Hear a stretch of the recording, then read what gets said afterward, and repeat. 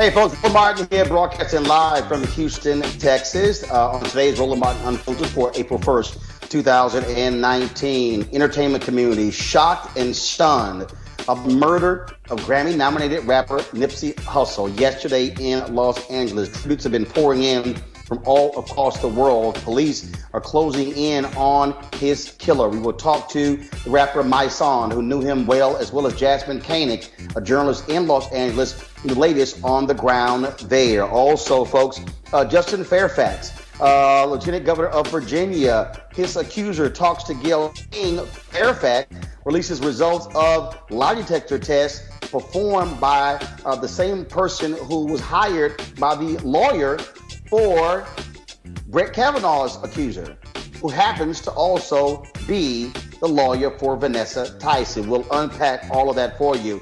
Drama in Chicago as the Chicago police protest Cook County State's Attorney Kim Foxx for her dropping charges against Jussie Smollett. Black Lives Matter Chicago, they launched their own protest against those cops for going after Kim Foxx. Also, folks, a lawsuit in Mississippi charges, this is a stunning story here, that a Mississippi sheriff was running a fatal jail and racist roadblocks against African Americans. We'll explain more. Also, we were in Los Angeles this weekend for the 50th anniversary, the 50th NAACP Image Awards.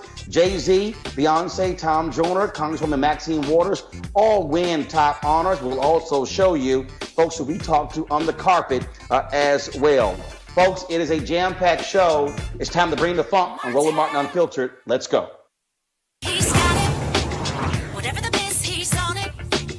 Whatever it is, he's got the scoop, the fact, the find. And when it breaks, he's right on time and it's rolling. Best believe he's knowing. Putting it down from sports to news to politics. With entertainment just for kicks, he's rolling. It's on go, roll, y'all. It's Roland Martin, yeah. Rolling with Roland now. He's funky, he's fresh, he's real, the best, you know he's Roland Martin now.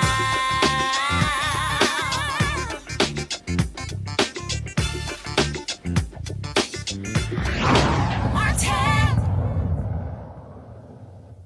Folks, shock all over the world as Grammy-nominated rapper Nipsey Hussle gunned down in front of his store on Crenshaw in Los Angeles. Not only was he a rapper, he also was an entrepreneur owning several businesses there. He was gunned down yesterday afternoon in front of his store around 3:20 p.m.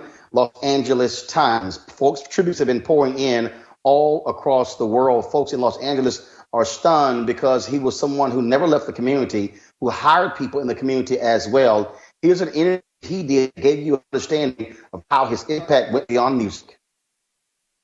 You know, how come you're not blinging and having all kind of crazy diamonds and all that? I guess you here to get your money right, huh? All the time, man. You know, all that is cool for the image and all that, but all them is liabilities, you feel me? I'd rather invest in some real estate, you know what I'm saying? Wait, can you repeat that again, man? You're up and coming artist. What did you say you want to do? I say invest in some assets as opposed to trick off my money on some liabilities like diamonds. You know what I'm saying? Cars that lose value as soon as you drive them off the lot. Let me just say on behalf of the city of Los Angeles, this is the biggest grand opening of any business anywhere in Southern California today. This was always one of our dreams, was to be able to like come inside in this parking lot. We was always outside hustling in the actual lot, and we just out of just being here for so long, realized that it would make sense to be owners or have businesses in this parking lot. It was a important intersection. There's a lot of commerce going on. And it made sense, like, man, if we can actually get in here, we'll be able to really elevate what we're trying to do. We recently opened up an inner city co-work space in the vein of WeWork for local entrepreneurs. You know what I mean? And we got I think 8 entrepreneurs that all have products in the tech space that are in the building with us. And we also have a science, technology, engineering, and math center on the second level for young kids to be able to get trained in the skill set that it takes to get into Silicon Valley.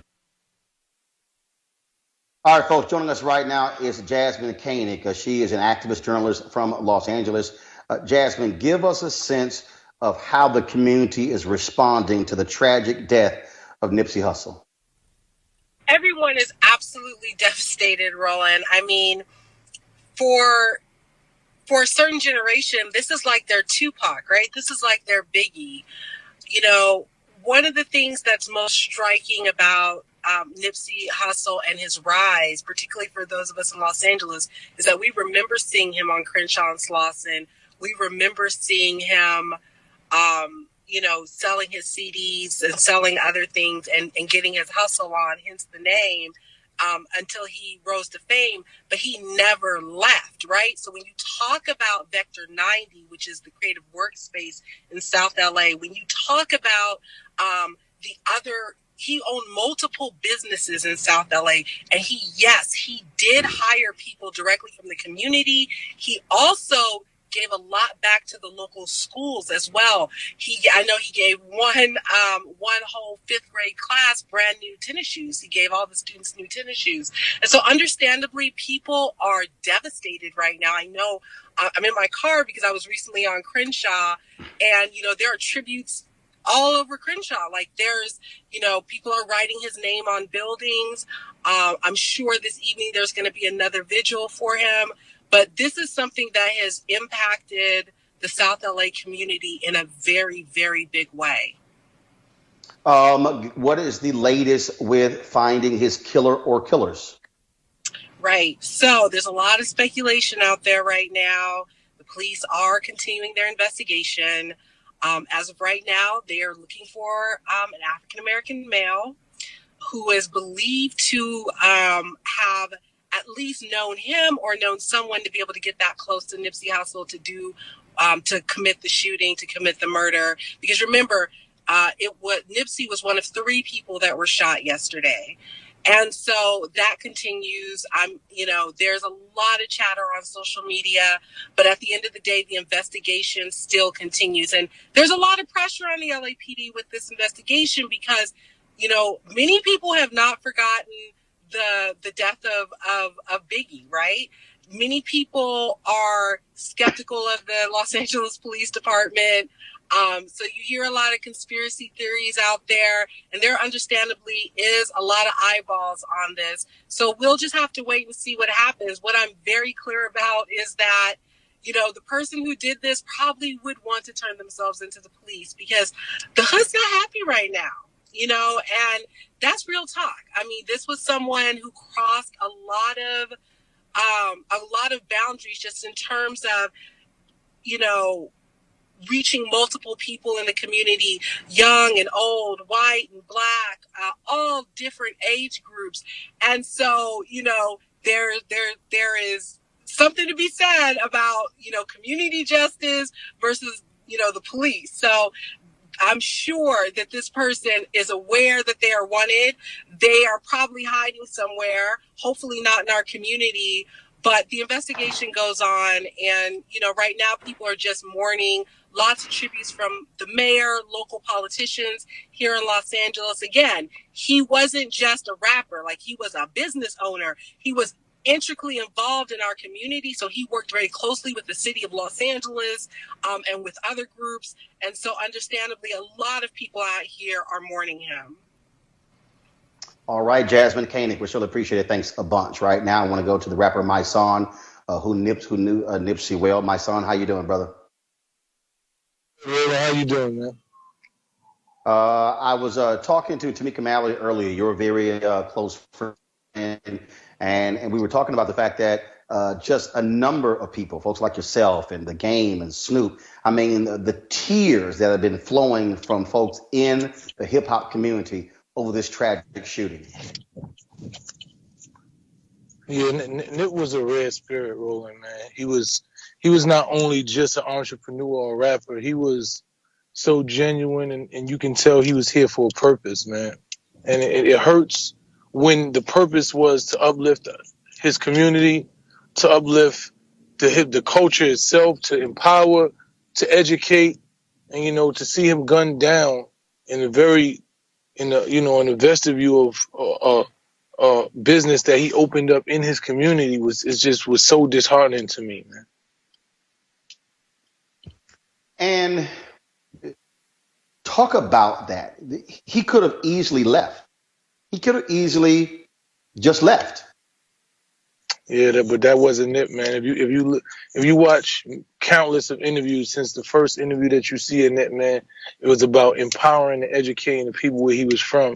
He understood, the pitfalls we had to deal with, that we come from marginalized communities. He understand that we have been poisoned against each other. He grew up in the gang culture, and he wanted to change the narrative of what gangs represented. He wanted to change the narrative of what our communities look like. So he understood, in order to empower, they can't be what they can't see.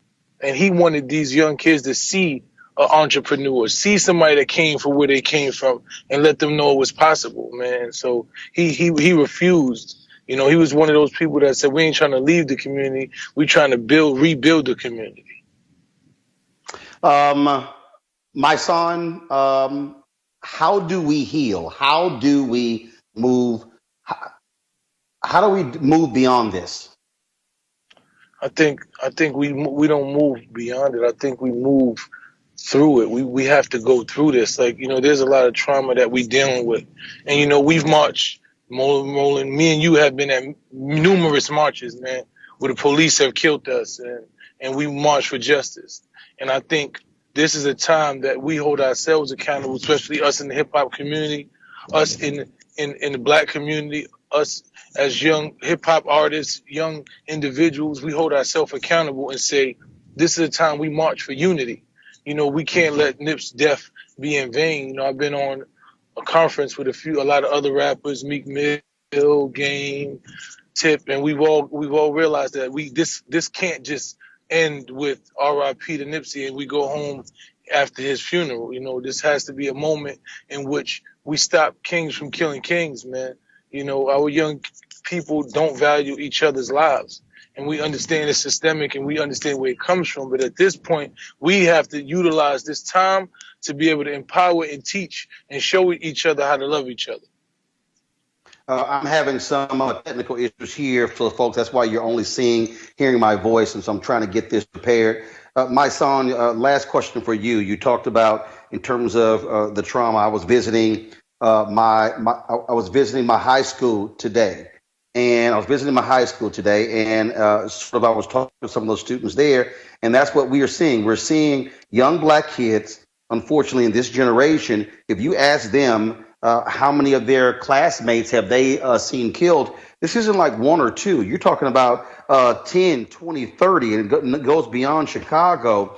And so do you believe that sure, we talk about black on black crime, but we have to address this evil. We have to address this virus that is in our community because it is taking literally the brothers who could reach the next generation to sort of end this sort of stuff. Your thoughts?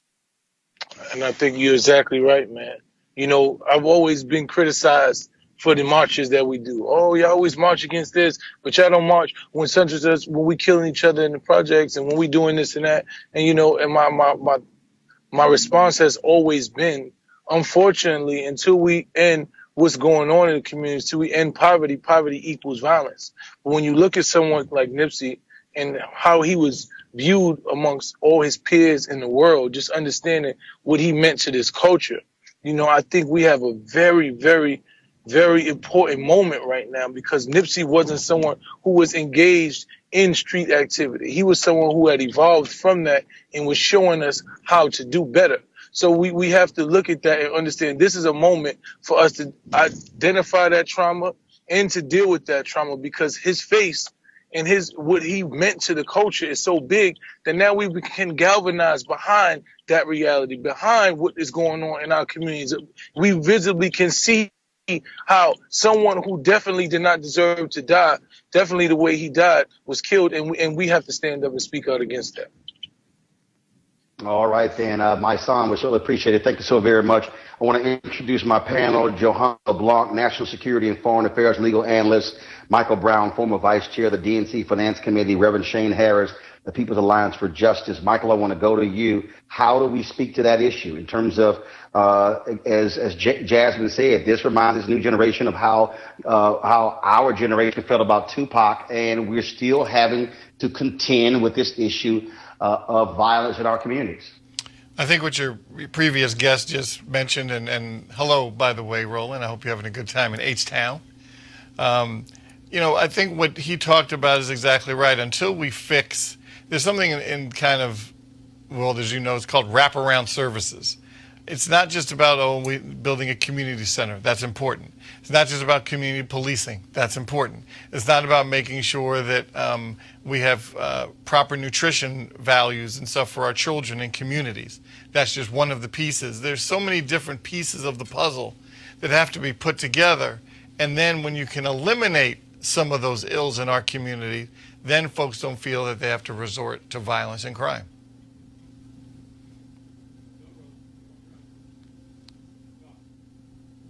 And your thoughts on this, Johanna? Yeah, so I've been saying this for, good evening, Roland Martin. It's an honor to be on your show today. But I've been saying this for a while, right? I think public policies are essential in order to move our society and our communities forward. However, the mind and the hearts of men must also change. We need to take this moment to have some kind of internal evaluation as to what do we really value, right? As my co-panelist indicated, it's good that we're advocating for clean air, right? For police accountability, right? It's good that we're advocating for the eradication of some of the systemic issues that exist in America, but that alone is not sufficient. We also need to look into our hearts and our minds and to figure out how we can live in this society in unity and such. But Mike, we do have to deal with this reality. That is, and also so for the folks, we have to make whatever switch necessary. And so drop issue. Guess what? You got to go to Plan B, sometimes Plan C. So now we are having to broadcast via the iPhone. Michael, Jemele Hill sent a tweet out that I thought was really important, where she said, we're going to have the tough conversations. We're also going to have to deal with lack of education, lack of jobs. John Hope Bryant, founder of Operation Hope, he often says that and this level of violence in communities with a credit score of 700 or above. And this is a reality that is deeply embedded in our society. You know, Roland, it's interesting, and my grandmother would roll over if she hears me say what I'm about to say. But I also think we got, and this is from someone who has a college education, has a law degree. My sister has a law degree. My father had a law degree. My mother had an advanced degree. I mean, so I've been around education, understand the importance of it. But we've also gotten, I think, so entrenched in making sure we get kids prepared to go to college. And for kids that want to go to college, that is exactly the right path. But what about the majority of kids that don't want to go to college?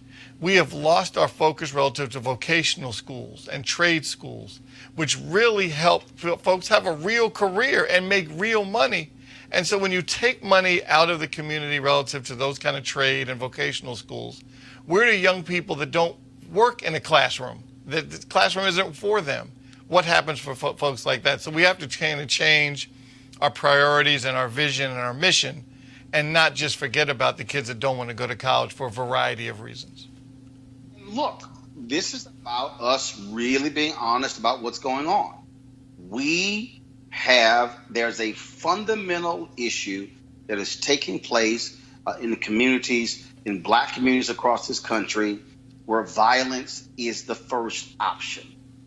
There are people right now who are probably saying, here you go with this whole idea. But we have to be honest about this, that a person makes a decision to pick that gun up and gun somebody down. Even if it's a question of, well, I had a grudge. How do we also begin to deal with that? Begin to deal with mental illness. I mean, this is simply something that beyond Nipsey Hussle being gunned down, individuals and 2 other people being shot, but we see this in other communities across the country, and it's not just about praying our way through. We have to look at this in a holistic way.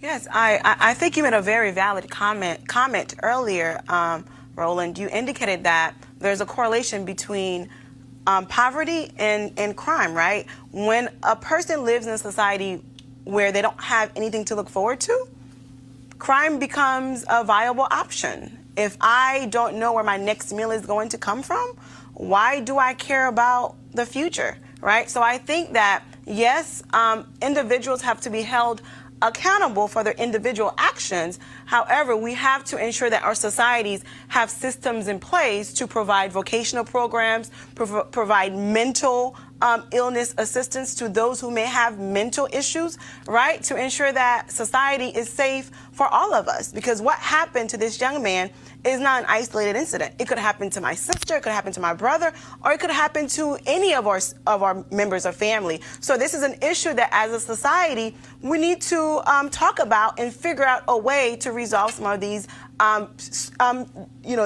really challenging, complex, and multifaceted issues. Conflict resolution is something that is real. When I spent 6 years in Chicago, you had Black mental health experts who really were talking about that, how this has to be something that is in every single school, in every single community group. So that way, Michael, as a person who's growing up, they are, this is a part of who they are, as opposed to violence being the way to end any problem.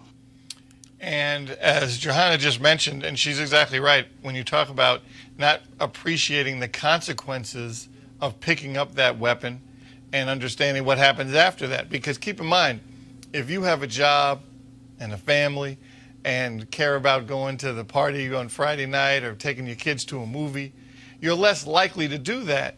Not only are you not going to hang out in the street in the middle of the night because you got to get up for work the next day, but you're understanding that I got a family at home and I can't participate in that kind of stuff. So having a job, having a career, having a future, caring about your community makes all the difference in the world. And whether it's John Bryant, whether it's you, Roland, or whether it's hip hop stars from around the world, that needs to be the message: is understanding consequences of your actions.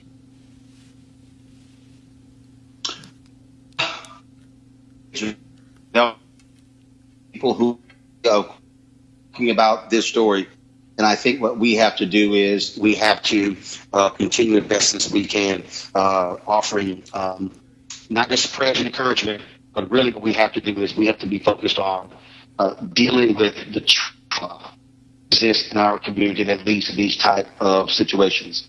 All right, folks, let's now go to our next story, and that is dealing with Lieutenant Governor Justin Fairfax. Today on first and foremost, Justin Fairfax over the weekend released a statement where he said that he passed a lie detector test. Now, this came in advance of one of his accusers, Professor Vanessa Tyson, who spoke to CBS this morning, and Gayle King describing the encounter. You're there in the hotel standing by the door, and then what happens? He crosses the room and, kind of goes through his luggage, finds some paperwork, right, which is what I assumed we were there for, and good.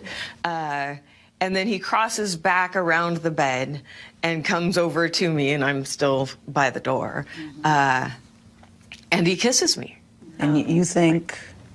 Well, I was surprised. For a variety of reasons, I was surprised. But it wasn't unwelcome per se. You're saying it wasn't unwelcome, and you're kissing him, and you're okay with the kissing? Yeah, I'm okay with kissing. Yeah. And he kind of gently takes my hands and guides me towards the bed. And we're still kissing, right? And it's completely consensual. He guides me to the bed, and then, he sits down on the bed. And what happens from there, we start kissing lying down, but on the very edge of the bed. Okay, so I'm following. And then what happens? We're kissing lying down, and we're kissing, like, so our heads are level with each other. And then it was like my neck didn't work. What do you mean? It was like I couldn't feel my neck. I couldn't hold my head up. He's using his hand on the back of my neck. And I still didn't know what was going wrong. I thought there was something wrong with my neck.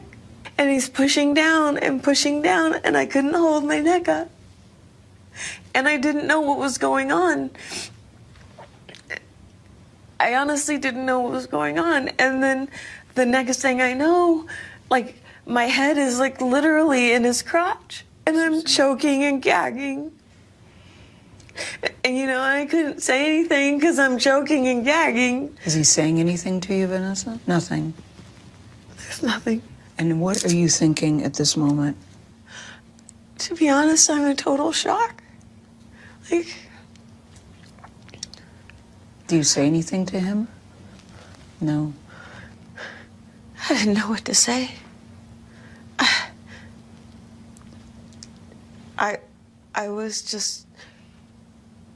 I was completely caught off guard. I was almost as if I was dumbstruck.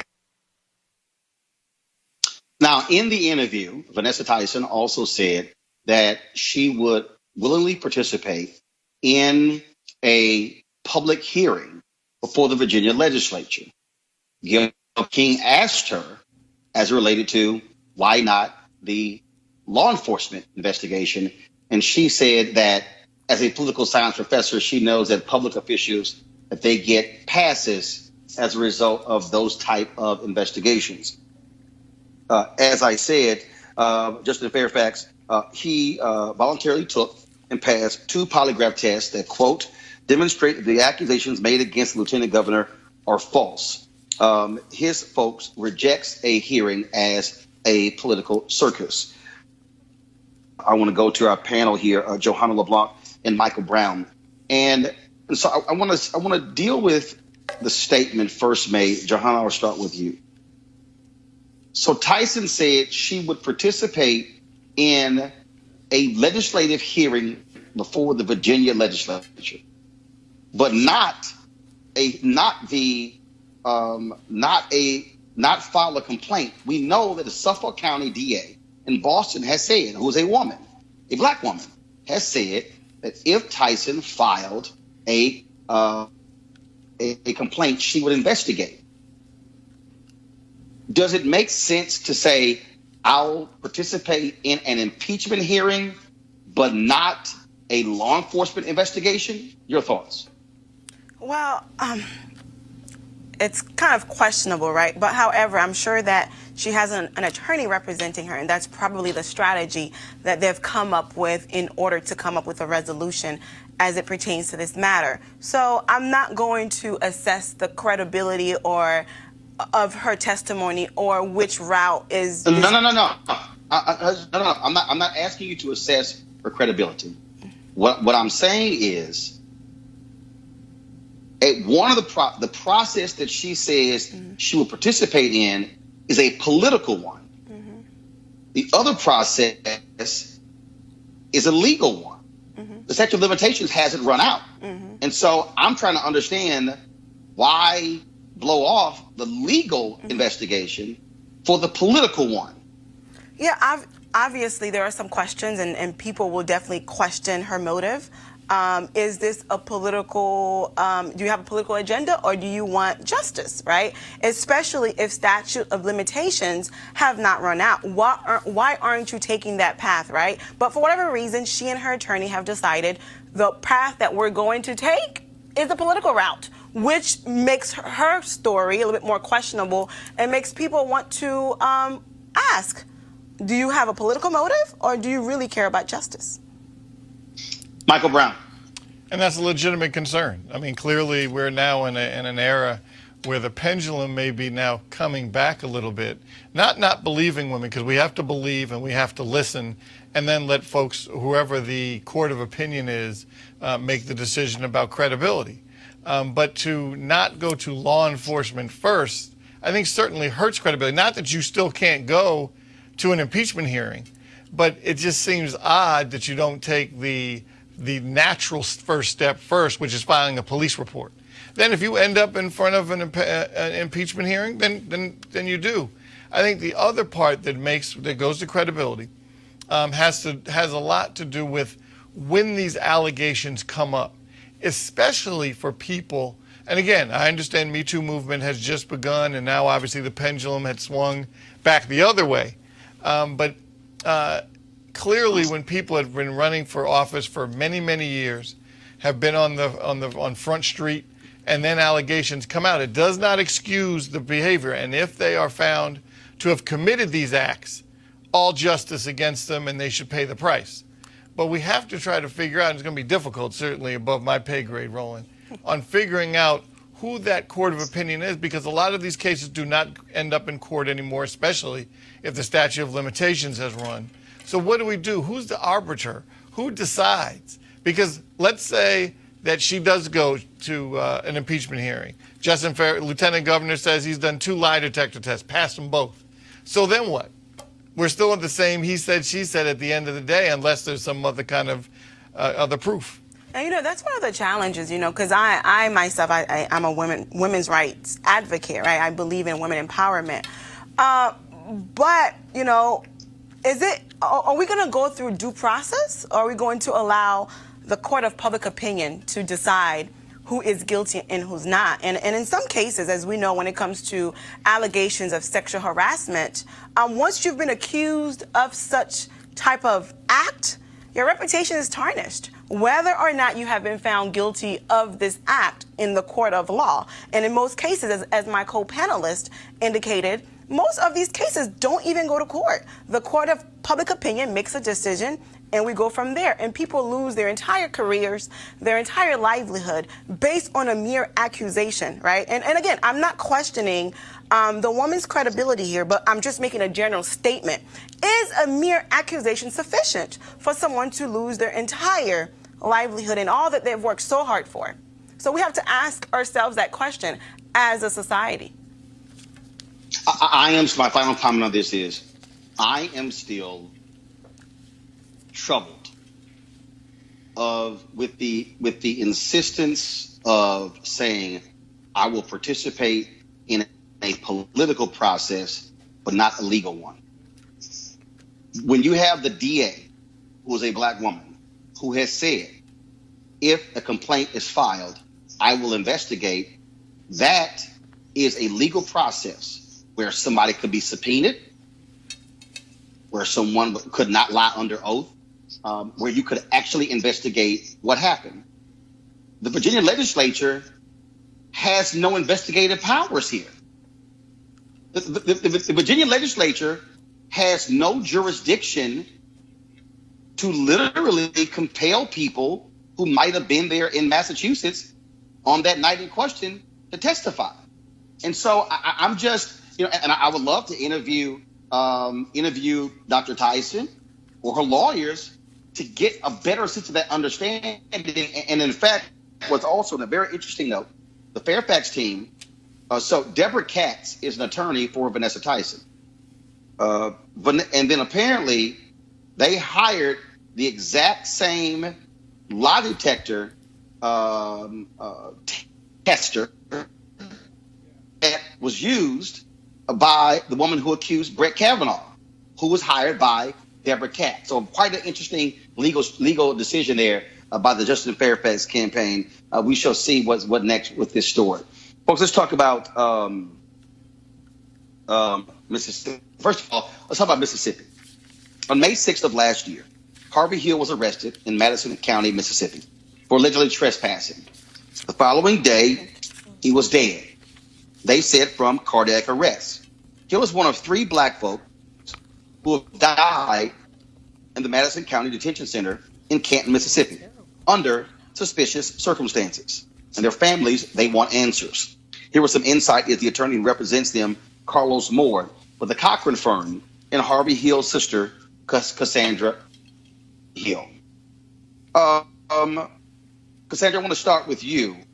So first and foremost, your brother's arrested he ends up dead the next day. But to have 3 people die in the same jail, that says something about that jail. In many ways, it sounds like Waller County in Texas, where Sandra Bland also died in that jail.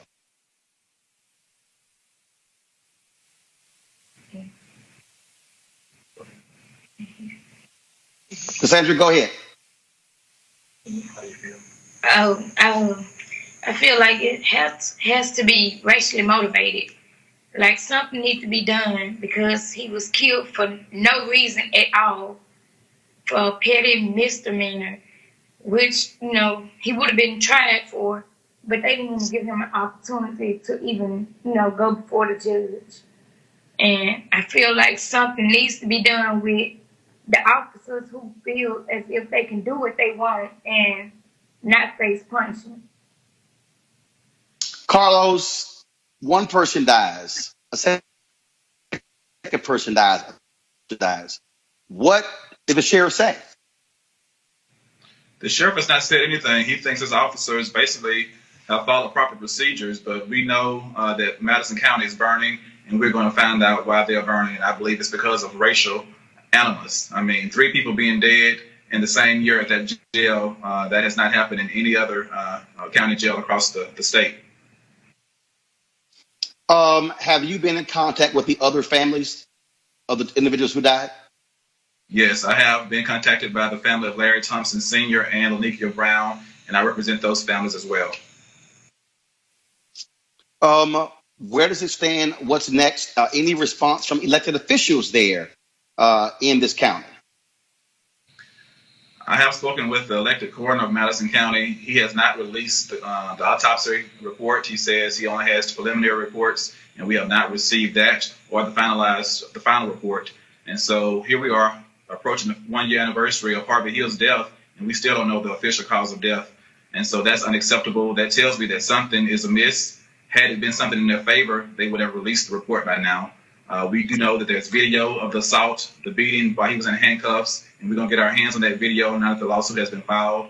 The county has answered the complaint, so has the sheriff. The last defendant, the jailer Ingram, was served last week, and so we're awaiting his answer. But soon, I believe by June, we'll have a lot of answers that the family does not have as of yet. Can you talk about the use of roadblocks by the sheriff there in this county?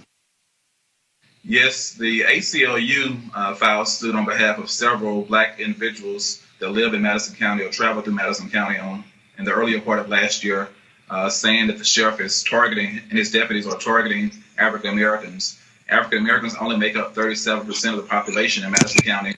They are about 90% of the arrestees for traffic violations. And so we believe it's intentional. The ACLU believes it's intentional, and they're trying to get down to the bottom of it.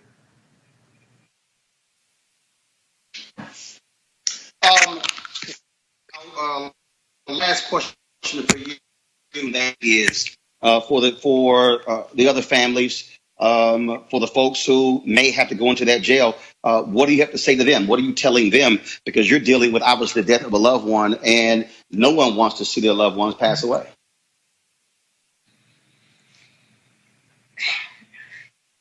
What would I say is just pray for your family members if they have to end up going to that detention center. Not only that detention center, but anywhere, you know, around the Madison County area. Just be on the lookout when you're on the highways, especially if you have to travel through Madison County to go to work or wherever you go.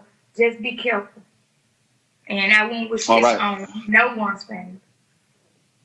All right. We certainly thank both of you for joining us, and we certainly hope that you also receive some justice from this as well. We certainly appreciate it. Thanks a bunch. Thanks, Will. All right, folks, got to go to a break real quick. I'll be back on Roland Martin Unfiltered. Hey, fam, what you got? Roland Martin Unfiltered, the blackest show on all of digital, cable, and broadcast. Check out our audio podcast. There's only one daily digital show out here that keeps it black and keep it real. It's Roland Martin Unfiltered. Press play. Roland Martin Unfiltered. youtube.com/Roland S. Martin. And subscribe to our YouTube channel. There's only one daily digital show out here that keeps it black and keep it real. It's Roland Martin Unfiltered. See that name right there? Roland Martin Unfiltered. Like, share, and subscribe to our YouTube channel. That's youtube.com/Roland S. Martin. And don't forget to turn on your notifications so when we go live, you'll know it. Hey fam, want to check out Roland Martin Unfiltered, the blackest show on all of digital, cable, and broadcast. Check out our audio podcast. There's only one daily digital show out here that keeps it black and keep it real. It's Roland Martin Unfiltered. Press play.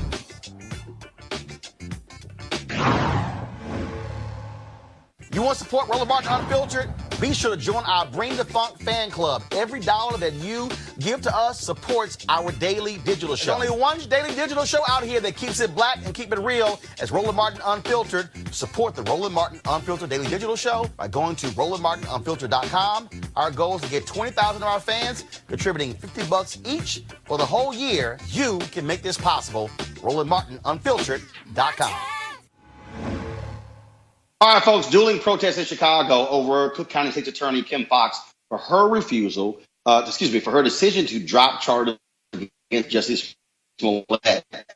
Chicago ordered police. They rally outside of Foxx's office today, some wearing buttons that read, "Foxx must go." There was a counter-protest by the Chicago Alliance Against Racist and Political Oppression and other social justice organizations. That took place, but also Ribbon and the Pastors, they also held their own rally, standing up for Kim Foxx as well. And so here is some of the groups going at one another in Chicago. Get over it! Get over it!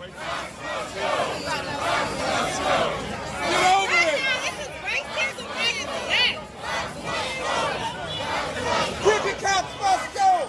Crooked cops must go! Crooked cops must go! Crooked cops must go! Crooked cops must go! Crooked cops must go! No, she doesn't. No, she doesn't. No, she doesn't. No, she doesn't. Must go! No, she doesn't. Crooked cops must go! All right, let's talk to my panel about this. Michael Brown first. What still bothers me is that Mayor Rahm Emanuel, so this case, Justice Smollett paying back $130,000. He said nothing about these cops. Of course, them costing the city more than $700 million over the last 14 years. Chicago Fraternal Order Police, they never seem to apologize for the cops as well. You know, Roland, this whole thing's a mess. And frankly, I don't think there are any winners at all. Everyone's a loser in this. As you saw outside the City Hall today, the police are upset. Obviously, the mayor's office, Jesse Smollett, he's a loser in this. There are no winners. Ms. Foxx is clearly now a loser. The whole thing is a mess. And if the federal government gets involved and the FBI get involved and investigate, and clearly I don't call I just call him number 45. If number 45 really wants to bend and put the Justice Department on this, I don't know how it's going to become even more of a mess, because there's still that letter out there, and that letter that he dropped in a U.S. mailbox, that could be considered mail fraud, which is a federal crime. So we have a lot of issues that are going to continue to fester related to this. Obviously, the community is upset on both sides of the issue, just losers all over. So as long as we continue to have to fight these kind of battles in our communities about what happens in law enforcement, keep in mind, and I think a lot of people would say this, if there were a white actor that had the same kind of issue happen to them, would we be seeing the kind of protests in front of City Hall? Would we see people saying, oh, it's because he was a white actor? So we have to keep in mind now, if the shoe's on the other foot, it's a black actor who seemed to have gotten some preferential treatment. So what happens after that? It's a mess. It's going to continue to be a mess. I'd love to hear Johanna's comments. Johanna? Well, the fact of the matter is, I think that the state is within its right, to drop a case as sees fit, right? If there aren't, for whatever reason, the state decided to not pursue this case. And people, because of the evidence that was provided to the public, people are now questioning why did the state take this position? And those are valid questions, right? But I think that we just have to allow the system to take its course and do what it does best. It's not a perfect system, but it's our system, and we have to allow it to work. Yeah, but here's the issue that I have. These cops, they want this to be a one-way street. They want to challenge Kim Foxx. They want to trash Kim Foxx. But they don't want to be held accountable when one of their own commits a wrongdoing. $712 million in taxpayer funds spent over the last 14 years. That is a problem. And I concur 100%, but I think part of it is, we have to change some of our laws. And not only change our laws, we have to have funds. We have to appropriate funds to ensure that we are actually implementing those various laws, right? And also have a diverse group of folks who are judges, who are prosecutors, who are running the police departments in various states across the United States. So the entire system has to be remodeled, and there needs to be a complete reform of our judicial system, and it starts from the police department all the way to the judges, right? So again, these are definitely concerns that we have to address. Our system is not perfect, and as a society, it's our job to ensure that we have a better system. We put a lot of these people in office, right? So if we're not content, if we're not happy with the work that they're doing, if they're not executing on behalf of the people, we get rid of them. That's why we have elections. Now, some folks are appointed, right? But there is an election in place for a lot of these positions. So we have to be fully engaged in the election process. Yeah, but you have, of course, we don't get to elect these police officers or the police union leadership. Absolutely. They love to complain by not getting their way, but they simply are unable to accept their own wrongdoing and what they actually do to commit crimes against the people. And but so the police chiefs are we'll continue to see what happens. But the chief of police is appointed by the mayor, right? The chief of police is appointed by the mayor. Who is the mayor that we're putting in power, right, in office? So we have to look at those things because everything is interconnected. It's all about politics. If you're not happy, get involved with the political process. Oh, I agree. But the point, Michael, I'm saying is this here to the Chicago police. This ain't Burger King. You can't have it your way. And you can't keep running your mouth complaining about Kim Foxx if you're unwilling to own up to the wrongdoing of cops in that city. Absolutely. Well, and you and I have talked about this, I don't know how many occasions, Roland, relative to these kind of things. Until the standard changes in courtrooms relative to police conduct, we're going to continue to have these kind of conversations. Because they are protected. They're protected by the law. We may not like it, but whether it's different legislative people in office, as you mentioned, Johanna, Roland, as you've mentioned before, holding people accountable, until we change the standard of how police are treated in a courtroom, we're going to continue to have these conversations. All right, folks, this weekend we were in Los Angeles for the 50th NAACP Image Awards, and of course, the first time it was held at the Dolby Theater. Again, it was founded, its first one was 50 years ago, and so there were some big winners, of course, at the Image Awards. Let's go ahead and pull that graphic up, folks. We have, well, first and foremost, we have a group of winners, plus we also the red carpet. Entertainer of the Year was Beyonce. Of course, Black Panther won Outstanding Motion Picture. If Beale Street Could Talk, Outstanding Independent Motion Picture. Blackish won for Outstanding Comedy Series for the 5th year in a row. Sam Jackson won for Outstanding Character Voice-Over Performance for The Incredibles 2. Say Her Name, The Life and Death of Sandra Bland, won Outstanding Documentary that aired on HBO. The Outstanding New Artist was Ella May. This Is America by Childish Gambino took the award for Outstanding Music Video Visual Album. Black Panther, the album, won for Outstanding Soundtrack Compilation.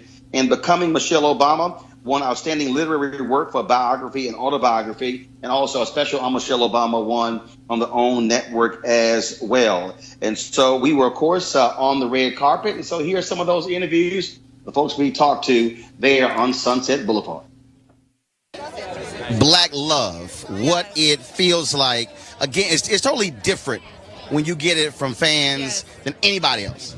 Well, you know what? It's like, I think when you're looking for validation outside, it's okay, but the real validation is from when you get it within.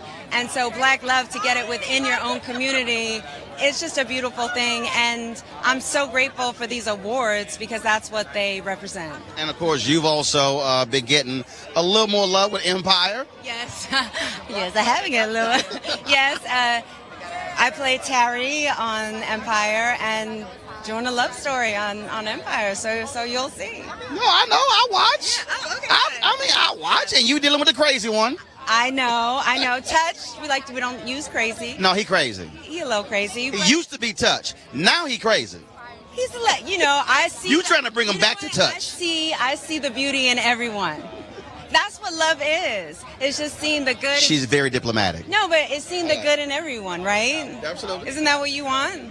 I guess. That's what I want. What's going on? I'm good. What's happening? How you doing? What's going on? Y'all good? Y'all chilling? Man, we chilling. Can we be on the show? Can we be on the Roland Martin show? I love chest hairs out. I love. Woo! Only if you want. We love. Hey man, listen. Can I just say something? Roland Martin.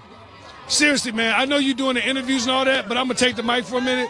One of the most iconic people that we have had in this generation. Philanthropy, business, brain, thinking, owning his own way. We love this brother, man. So everybody tune into his show. Please support him, man. 1,000%. It's not every day that we have people that think outside the box, want to do their own thing, make their own way. This man is not working for anyone. He's working for himself, man. So today I just want to say, man, I salute you, brother. Thank you, man. Neil, real quick here. First of all, when you going to be back on the screen? Back on the screen. Well, I'm on the small screen right now. Step Up High Water is the name of the TV series. You'll find it on YouTube Red. It's available right now. We are in season 2. 11 million views in 7 days. Ain't a bad thing. So be looking out for that. World of Dance is on NBC every Sunday. So I'm in your living room every Sunday. If you're watching NBC, that's me, Jennifer Lopez, Derek Huff, and basically the Olympics of dance shows. Other than that, I'm in the studio right now putting together my 8th studio album and being a daddy and a husband. Damn it, that's what it's about. So the big screen. Anything coming your way? We got some things in the works. I don't like to count chickens before. I understand. You know what I mean? So we got some things in the work. You know, everything in LA takes 3 conversations. We at the 2nd conversation, and when the 3rd one happens, we'll let y'all know. All right, brother. It's always good seeing you. Keep handling your business. All right, thanks a lot. Cree Davis, Bobby Brown story. Come on over here. Babe, I see everybody. So, y'all, we at the dinner last night, and she's like, I'm a vegetarian, and she was literally stealing carrots off other people's plates. Don't tell that lie. I told her, I said, eat that damn chicken. Go ahead and eat that chicken. And then he said, I'm going to feed you some gumbo. Right. I was like, damn, it's going to have meat in it. And crawfish and shrimp and sausage. And do his sausage. And then she was like, oh, hell, I'm going to forget I'm a vegetarian. See, I'm going to tell all the secrets. I'm going to tell everybody. You happy to be here? I am. It's a beautiful day here in Hollywood. I'm excited. Well, look, last night's show was great. This is going to be fabulous, of course. Congresswoman Maxine Waters, Tom Joyner, Jay-Z being honored. And so, and then, of course, we got some crazy movies that are going to be up for it. Yes, I'm excited. And y'all won last night for the Bobby Brown story. We did, yay! And Bobby was there, and he behaved. He did behave. I'm very proud. Well, it's good seeing you. Enjoy the show. We're going to have a little fun. Thank you. All right, so I'll be looking for you dancing at the after party. Okay. All right, and go eat a piece of meat first. Eat some protein. Good seeing you. We got Congresswoman Maxine Waters, who's been one of the honorees, so we can bring her over here. Bless you. Congresswoman, how you doing? I'm doing fine. I'm doing wonderful. I'm so honored. I'm getting recognized here this You evening. are. Yes, and I am so happy. Well, look, it's great that you're getting recognized. You've been giving folks hell, and that's a good thing. Yeah, and I'm going to keep on giving folks hell. And also, and I appreciate the Black Caucus standing with us at the National Association of Black Journalists, telling CNN, where your black executives. That's right, absolutely. I have created a subcommittee on diversity and inclusion, and we're looking at both the public and the private sector. We've got to open up these opportunities, and certainly in the media and with CNN. Well, look, we look forward to it because, again, they've been giving us lip service, and it's time for them to get put on Front Street. We got it. We're with you. All right. Thank you. All right. Look forward to tonight. See you inside. All right. Absolutely. I want all of y'all to know. Now, all these people, all these media people, are letting her walk by, but we know who she is, and so we are going to talk to her. In 1969, the Image Awards started, and you said, "Let's do this." My name is Tony Vaz. In 1967, the Image Award was created, and I am the creator of the Image Award. Did you think it would get to be all of this? No, I never thought that. But it wasn't easy, but I never thought of it. How many were at the first show? But the first show was in 1967. I have the papers, and I don't know. I really don't know. But when you look at the movies and the television shows, and when you look at the directors, just this week, Jordan Peele has the #1 movie in the country. It surpassed 100 million. This award show was about showing black representation in television and film. Yes, it was. Yes, it was. But if you want me to give you the year, I want you to know, first of all, I'm 97. Yes. I try to remember what I can, you see, but everything is written on the paper. I have the official papers where they started and everything on that order. Well, we appreciate you doing this. And again, I saw all these media folks just letting you walk by and said, no, my folks going to know who she is, and they need to understand that. I thank you very much. Yo, Derek Johnson, NAACP. What's going on, Derek? Looking all clean here. Look at the blue tuxedo. Y'all, this Mississippi clean right here. You know, with a Detroit twist. Now, let's get it right now. Let's get it right. Yeah. First time this at the Dolby Theater. It's been the last several years. You're now president, CEO. What do you want this to represent now and going forward, with this being the 50th year? Well, it's important for us as African-American people to celebrate us, right? If we define who we are and hold true to that definition, no one can marginalize us. And understanding that Frederick Douglass understood that in the 19th century, and we must continue with this advocacy today. And one of the things you talked about, you mentioned last night in your speech, getting the power of the medium. This is America's greatest export. And people make determinations about folks based on what they see, movies and television. And historically, it has not been good for us. Well, you know, you think about how we're seen on the big screen is how we're treated in the street, but how we're seen globally is how other nations and people respect us as a community.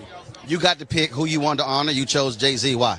You know, he represents the 360-degree reality of entertainment. It's not only what we do on the recording or in front of the screen, it's about the business acumen that he represents. And so we must acknowledge that strength as we continue to grow additional business folks in this community. All right, folks. Leon Russell, chairman of the NAACP Board of Directors. Hey, man. Hey, Roland. How are you? I'm all good. All good. 50th Image Awards. 50th Image Awards. We've done this for 50 years. First of all, protecting the image of black folk in America, fighting to make sure that that portrayal is accurate, that it's not something that is a caricature of who we are, but that it talks about us as a people. We've done it in the electronic media, we've done it in literature, we're doing it on the motion picture screen, on the television screen. This is important for our people. Well, this is the point that I also make to folks. That is, when you look at the broadcasts, they see the movies and the television shows. But the reality is, the Image Award, your categories are books, whether the new authors, children's stories as well. So it goes beyond, again, entertainment. Right. I think the literature categories, which obviously don't make it onto the live broadcast, are just as important as the motion picture and the television categories, because those are the people who are educating our children. They're providing that literary background, that foundation that our kids need. And so it's important for us to recognize those folks as well. Now, obviously, we have an election next year, and so you guys are going to be very busy, but already busy with lawsuits, with challenges, things along those lines. Absolutely. It's our job to make sure that everybody who is eligible to vote gets to vote. It's also our job, when I think about North Carolina and its 9th congressional district, we have to educate black folks about the importance of their vote, what it means, that they can't just hand somebody their ballot, that this is their voice, you don't give your voice away. That's it. Oh, man, always good to see you. Congratulations, and keep giving them hell. Thank you, and we will. All right. Appreciate it. Thanks a bunch. The brother, this is the Black Benjamin Button. You know, I got to do it, man. I'm just trying to keep up with you, good brother. How are you? Look, all good, brother. You looking good as always. I'm just chilling. You keep it together. You always keep it together, bro. I'm just trying to give him a little hell. All good with you, man? Man, life is beautiful, man. I'm happy because we're here. This is the 50th, year of celebrating Black excellence all the way around, man. And, Power is nominated for Best Series. My good brother Omari Hardwick is for Best Actor. He's been nominated as well as Naturi for Best Actress. It's a good time, man. There's so many surprises tonight, man. I'm just happy to be here. And I can't wait for y'all last season. Yes. That's what they say. We'll see. All right. Well, baby, good seeing you. Always good to see you take care. I appreciate it. The high is 1. Go ahead and steal 2.5. All right. It's live. They can't. What they gonna do? Can't do a damn thing. I'm retiring. So. All they gotta do is wait. And they start playing the music. You keep playing the music. I ain't going nowhere. And you're right. You retiring. What the hell they gonna do? Dock your pay? Right. Can't dock my pay. Cause see, your last day, my last day. It's kind of messed up. Yeah, it is. All right, folks. Big awards given out. Entertainer of the Year, of course, was Beyonce and Jay-Z won for the President's Award. Here are their speeches. I grew up believing I could do anything, that I can accomplish anything because of those strong women in my house. And thank you. So I'd like to dedicate this award to those beautiful women. I'd like to dedicate this award to beautiful women in my life. It's Beyonce, just because of the white suit. I really, yeah. I'm so honored. Okay, I wrote this down. Okay, Regina King, I love you so much.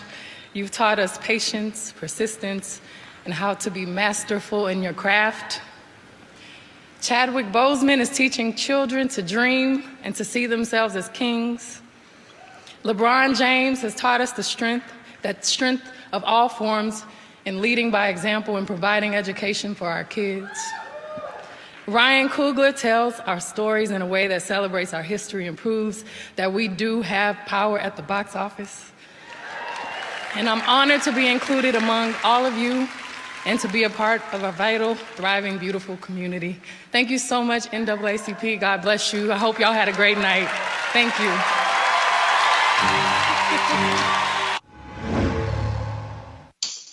All right, folks. So that is it. First of all, I want to thank Michael and Johanna for being on my panel today. I want to thank all of you for watching. Sorry about the technical difficulties. These things happen when it comes to television or live streaming, but we got through it and made it work. I will be back in studio tomorrow in Washington, D.C. I've been on the road in New York, Los Angeles, and Houston now for the last 5 days. I'm here in Houston because yesterday at Our Lady Star of the Sea Catholic Church, there was a service honoring my grandparents. They were founders of that church. They went door to door talking to people in the neighborhood there to launch that church. The first meeting to found it was in their living room, and so there was a special service dedicated to them.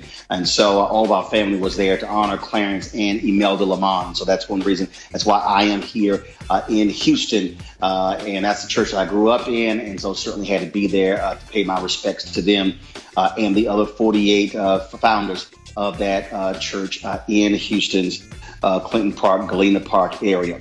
All right, folks, we want you to support Roland Martin Unfiltered. You saw, of course, us there on the red carpet, broadcasted live from the NAACP on consecutive days. We've got some amazing events coming up as well. And so we want you to support us. All you have to do is go to RolandMartinUnfiltered.com to join our Bring the Funk fan club. You can you can support us via Cash App, PayPal, as well as with Square. You can be a monthly donor. You can be a yearly donor. This is all about us controlling our narrative and telling our story, us being able to deliver that. And so that's one of the things that we certainly would love for you to do, to join our Bring the Funk fan club. And so, again, as I said, I'll see you guys back in Washington, D.C. tomorrow. We'll stay on top of the news and calling it like we see it, calling those out who need to be called out, supporting those who need to be supported. Y'all take care. Holla!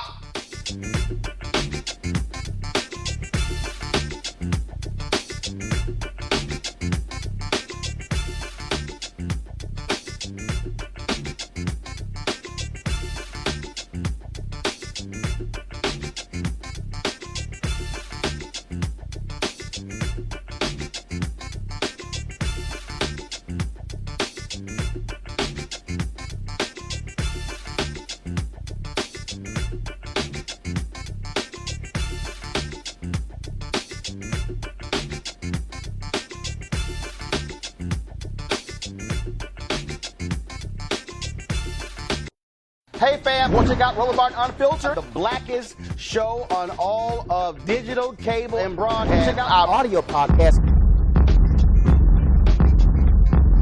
There's only one daily digital show out here that keeps it black and keep it real. It's Roland Martin Unfiltered. Press play. You want to check out Roland Martin Unfiltered? YouTube.com/Roland S. Martin. And subscribe to our YouTube channel. There's only one daily digital show out here that keeps it black and keep it real. It's Roland Martin Unfiltered. See that name right there? Roland Martin Unfiltered. Like, share, and subscribe to our YouTube channel. That's youtube.com/Roland S. Martin. And don't forget to turn on your notifications so when we go live, you'll know it. You want to support Roland Martin Unfiltered? Be sure to join our Bring the Funk fan club. Every dollar that you give to us supports our daily digital show. There's only one daily digital show out here that keeps it black and keep it real. It's Roland Martin Unfiltered. Support the Roland Martin Unfiltered daily digital show by going to RolandMartinUnfiltered.com. Our goal is to get 20,000 of our fans contributing $50 each for the whole year. You can make this possible. RolandMartinUnfiltered.com.